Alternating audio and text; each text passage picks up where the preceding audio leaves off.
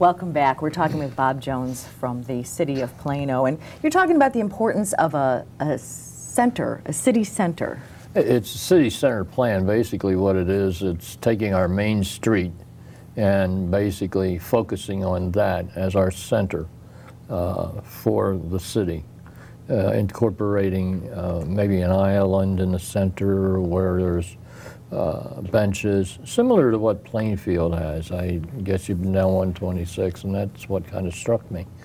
As I was saying, on the old Memorial building, putting the murals with the history of Plano, because we have a very historic city. Not only we were the founders of the reaper, the harvesting machine, okay, through the McCormick Company, and that was, you know, very good.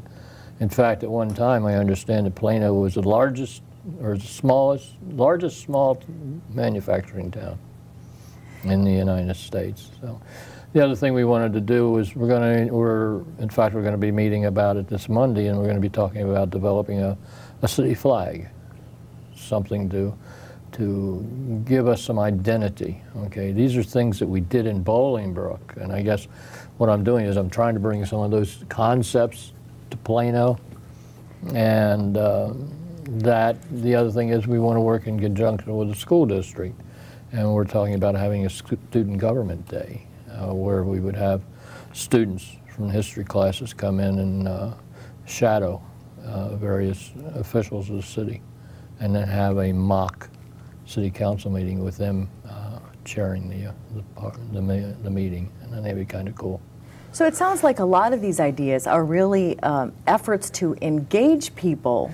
Exactly. And bring them, have a sense of a downtown. A sense of ownership, okay, from the standpoint that we can't do it ourselves as a council. We have to have the people of Plano buy into the programs that we are proposing.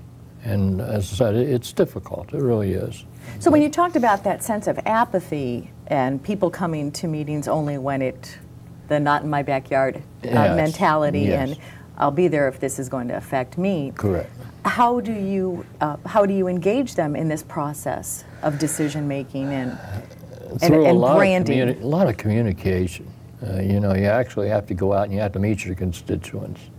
And that's one of the things I believed when I ran, was I needed a grassroots involvement. And so I went out and I met the people that I was going to be representing. And I don't just represent my own ward. I represent the city of Plano, okay? And so obviously we need the media to help us to get the message out through both the television media, the print media, anything that we can do. Right now, and a plug, we have a senior dine-out program that we're initiating, which is really kind of cool. And we have some senior citizens who have stepped forward and who are organizing that program. So there are things that are happening. It's slow, and maybe it's not moving as quickly as I would like it to. I've been accustomed to being a mover and a shaker, and it's just difficult when you're working with a very, very small town and a small population. That's the other downside. We cannot get a lot of economic development because we don't have the geographics to draw for those. Now with Wabanzi coming, maybe we may be able to interest some of these developers. So it sounds like there are lots of different components to make it all come together. It's finding the right people who are going to kind of affect that change, and having the right economic conditions. Right now the economy is down the tube right at this point. We've been fortunate. We haven't had to lay off anybody. We haven't had to cut any services. We have some people in our administration who are doing an excellent job. But you're right, it's bringing people together. And you've got to bring your businesses together, you've got to bring your community together, you've got to bring your leaders together, and you all have to work for what is in the best interest of your community. And when you're working with a demographic of people who live in a community but don't necessarily work there, That's difficult. There's a different level of engagement. Exactly. You have a lot of people who don't live in the community, and the idea is that as our kids get older, we want them to settle in Plano. We don't want them to leave. I recall when I lived in Eldora, Iowa, Eldora being a very small town, the only industry there was the textile industry, and the kids would leave.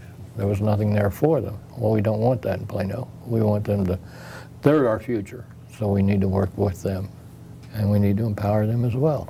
And so by bringing them into the student government and letting them see how everything works, then, you know, it gives them a sense.